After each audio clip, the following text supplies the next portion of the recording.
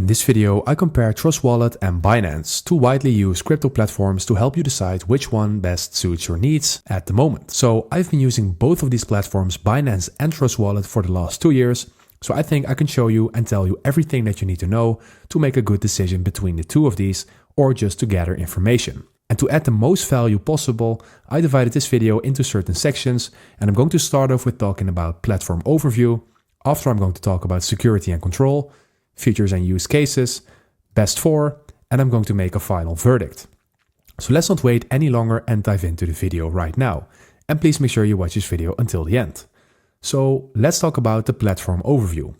Well, Trust Wallet is a non-custodial mobile wallet owned by Binance, allowing users to store, stake, and interact with DeFi applications. And Binance is a full-fledged cryptocurrency exchange offering spot and futures trading, staking, lending, and custodial wallet service. And what about the security and control?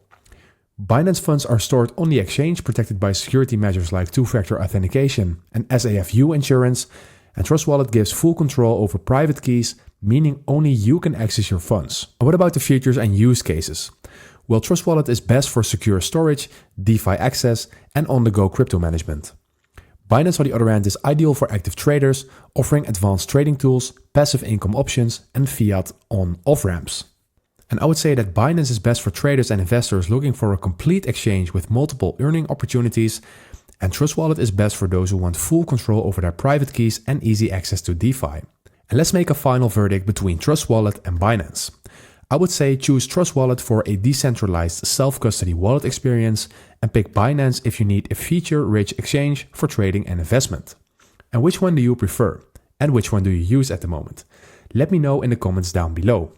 Anyways, if this video helped you out, please leave a like and consider subscribing, and then I see you in the next one.